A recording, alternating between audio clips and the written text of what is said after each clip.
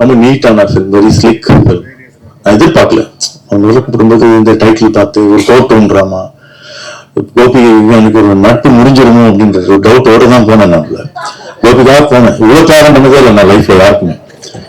பார்த்தா I was totally shocked. It was definitely a very beautiful film, very slick film. ரொம்ப நீட்டா இருந்தது, இஸ்திரி போட்ட மாதிரி கரெக்டா இருந்தது. இந்த சார்ல்ஸ் லாஃப்டன் படம் வந்து விட்னஸ் பை ப்ராசிக்யூஷன், அதான் நான் கடைசியா பார்த்த கோர்ட் ரூம் படம். நான் ஒரு அலர்ஜி, எனக்கு கோர்ட் ரூம் டாமே பிடிக்காது. உட்காந்து பார்த்து முக்க போட போறாங்க பிறகு மாதிரி பேசுற மாதிரி. அப்போ how to pull off court room drama, court room படம் ஓடி இருக்கு இப்போ, சூப்பர் ஹிட் ஆயிட்டு. So it's not anathema that if you are able to give turns and twists, if you are able to hold the frame, and the faces are so important. எல்லா ஃபேஸஸும் இந்த movie பார்த்து எல்லாருமே வந்து extraordinarily pull out பண்ணிருக்காங்க. செக்காஸ் வேணும்னு ஒரு வார்த்தை உண்டு நம்ம ஸ்கிரீன் ரைட்டிங்ல. தியேட்டர்ல நம்ம நடிக்கும்போது ஒரு தியேட்டர்ல ஒரு பிளே போடுறோம்னா அந்த ஓரத்துல ஒரு சின்ன ஒரு கப்போர்ட்ல ஒரு கன்னு நீங்க வச்சுக்கிற மாதிரி காமிச்சிருந்தீங்கன்னா அந்த கதைக்குள்ள எப்பயாவது முடியறதுக்கும் அந்த கன்னு ஒரு வாட்டியாவது யூஸ் பண்ணி ஆகணும், இல்லைன்னா அது வைக்காது. எது தேவையில்லையோ அதை வைக்கக்கூடாது. It's redundant.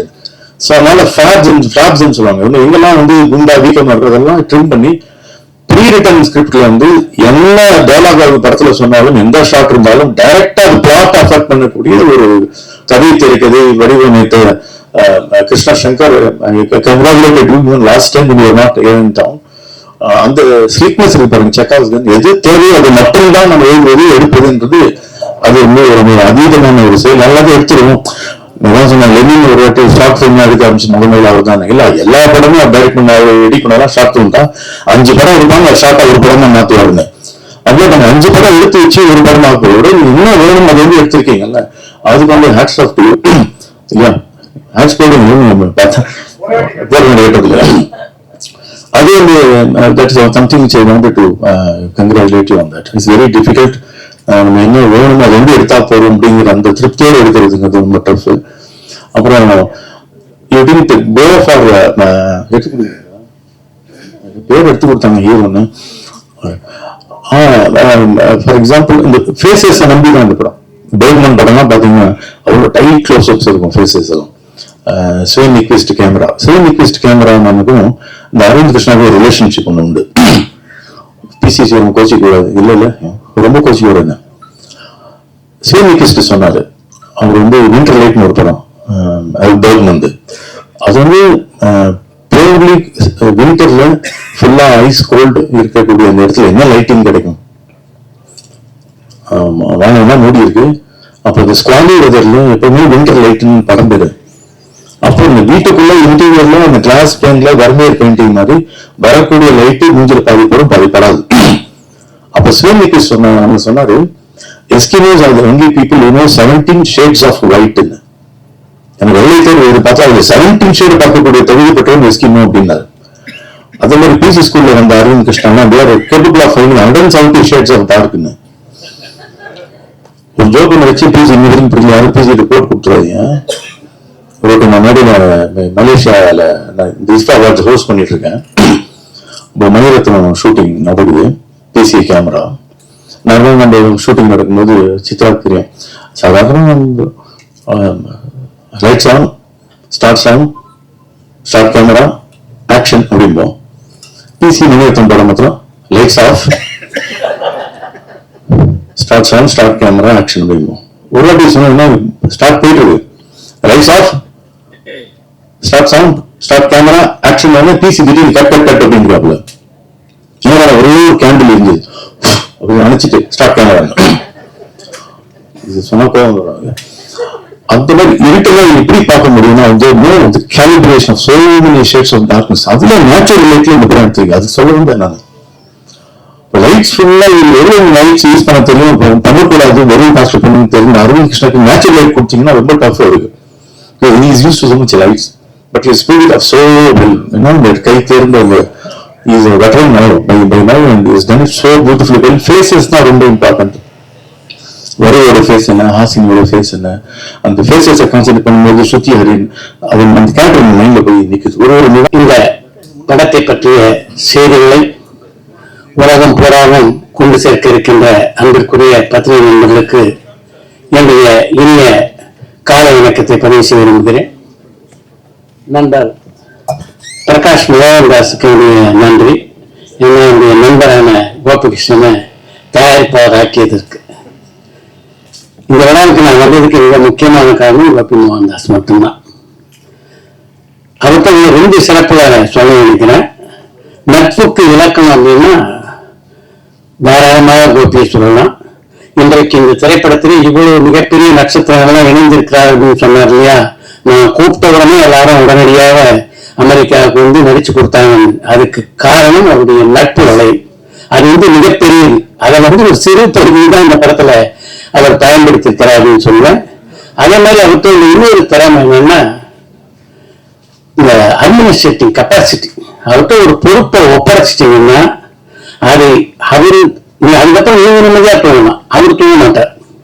அதை மிக சிறப்பாக நிறைவேற்றின வகையில் அந்த மாதிரி ஒரு எக்ஸ்ட்ராடினரி டேலண்டட் மேன் அவர். அதன் காரணமாகத்தான் இந்த படத்துல பாத்தீங்கன்னா மிக சீசன்ட் ஆர்டிஸ்ட் எல்லாருமே நடிச்சிருக்காங்க. இவங்க எல்லாரும் அவர் கூப்பிட்டவங்க வந்தாங்கன்னா அதுக்கு காரணம் நட்பு தான். இன்றைக்கு இந்த விழா மேடையில இந்த படத்தை பத்தி பேச வந்திருக்க ஒரு பக்கம் பாத்தீங்கன்னா சொல்லரசன் பார்த்திபன் வந்திருக்காரு. சொல்வேந்தன் தான் சொல்ல நினைச்சேன். சொல்வேந்தன் எப்பவுமே சுகிசிரத்துக்கு பட்டம் இருக்கிறதுனால பொற்கொள்ளர் இல்ல.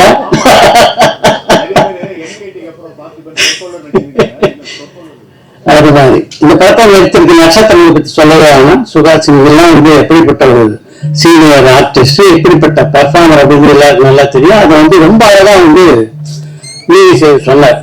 அதுதான் ரொம்ப நல்ல விஷயம். கேமரா உங்களை பின்னாடி நிக்காதீங்கன்னு சொல்லி புறந்தள்ளி ரொம்ப பெரிய விஷயம் இல்லாத அது நிஜமாவே ரொம்ப அழகான டேம். அதாவது சுகாசினி நடிப்பு திறன் சொல்றதுக்கு அதோட நல்ல டேம் கிடையாது. வரலட்சுமி பொறுத்த வரைக்கும் வரலட்சுமி சுயம்பு.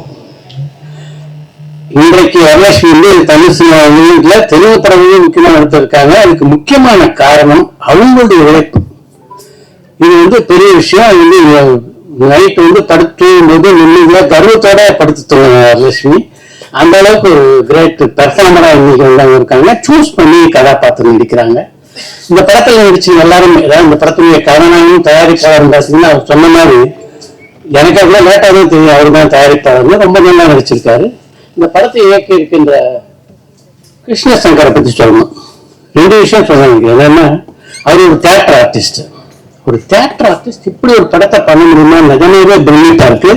அதை தாண்டி ஒரு பிரமிப்பா எனக்கு கொடுத்தது என்னன்னா இந்த திரைப்படத்தை 23 நாட்கள்ல முடிச்சாங்க. இதை அவர்கிட்ட இன்னைக்குள்ள இளம் இயக்குநர் பல பேர் கத்துக்கணும்னு நான் நினைக்கிறேன். ஏன்னா பட்ஜெட்டிங் தான் சினிமாவில் ரொம்ப முக்கியம். எந்த கதையும் நாம திட்டம், அதாவது திரைப்படத்துடைய படப்பிடிப்புக்கு போறதுக்கு முன்னாடியே நம்ம சரியாக திட்டமிட்டோம்னா நிச்சயமாக குறைந்த நாட்கள் இந்த அளவு குவாலிட்டியா கொடுக்க முடியும். இந்த படத்தை நடிச்சிருக்க ஆர்டிஸ்ட் எப்படிப்பட்ட நடிச்சிருக்காங்க அப்படின்னு எல்லாருக்கும் தெரியும். அவங்களெல்லாம் ஹேண்டில் பண்றதுன்றது அவ்வளவு எளிதான விஷயம் இல்லை. அதை மிக அழகாக பண்ணியிருக்காரு. இவங்ககிட்ட இந்த பெர்ஃபார்மன்ஸ் வாங்குறது அப்படின்னு அவங்க நடிப்பாங்கன்னு ஒரு விஷயம். ஆனா இவருடைய கதைக்கேற்ப அவங்க நடிக்கிறதுக்கு எக்ஸிக்யூட் பண்றதுக்கு இல்ல, அது நிஜமாக ஒரு பெரிய கெப்பாசிட்டி. உங்களுக்கு நிஜமாக என்னுடைய பாராட்டுக்கள் கிருஷ்ணசங்கர். இசை ஆதித்யர் ரொம்ப அருமையா பண்ணியிருக்காரு. யூகி சேவை இந்த படத்தை பற்றி படத்தினுடைய ஒரு ட்ரெய்லர் லான்ச் அப்படின்ட்டு இல்ல ஒரு ஆடியோ லான்ச் அப்படின்னு பேசல. படத்தை பற்றி ஒரு முழுமையான விமர்சனத்தை தந்துட்டார். இந்த தயாரிப்பாளர் கோபிகிருஷ்ணாவுக்கு ஒரு ரிக்வஸ்ட். இந்த படத்துடைய பிரஷ் ஷோக்கு முதல்ல ஒரு 15 நிமிஷம் பேச சொல்லிட்டு இந்த படத்தை பிரஸுக்கு தெரியல. பிரஸுக்கு ரிவ்யூ எழுதுறதுக்கு ஒரு நல்ல ஒரு கைடன்ஸா இருக்கும். அவ்வளவு ரெஃபரன்ஸ் கொடுத்திருக்காரு. யூகி சேர் சினிமாவினால எப்படிப்பட்ட ஒரு காதலை வைத்திருக்கிற அப்படின்னு எல்லாருக்கும் நல்லா தெரியும். ரொம்ப நல்லா பேசுறீங்க. வாழ்த்துக்கள். இந்த திரைப்படம் ரொம்ப நல்லா இருக்கு. இவருடைய படத்துக்கு பேரே வெர்டிக்ட் வச்சிருக்காங்க. வெர்டிக்ட கொடுக்க வேண்டிய நல்ல வேர்டிக்ட கொடுத்து இந்த படம் இது போன்ற படங்களை நீங்க ஊக்குவிக்க வேண்டும் என்று கேட்டுக்கொண்டு விடைபெறுகிறேன். ரொம்ப சந்தோஷமா இருக்கு. இந்த மாதிரி ஒரு சக்சஸ் மீட் நம்ம நீங்களும் நிறைய பார்த்துருப்பீங்க, நான் அப்பப்போ பார்த்துருக்கேன். It's very special. Thanks to nature. இந்த படம் பண்ணும்போது அந்த பிளஸிங் இருந்துட்டே இருந்தது ஃப்ரம் தி பிகினிங். அந்த படத்துல அசோசியேஷன் ப்ரொடியூசர்ஸ் எல்லாருக்குமே ஹாப்பி. அண்ட் இந்த படத்தை அவ்வளோ அழகா ஆடியன்ஸ் கிட்ட கொண்டு போன உங்களுக்கு ரொம்ப தேங்க்ஸ். ஹாப்பி.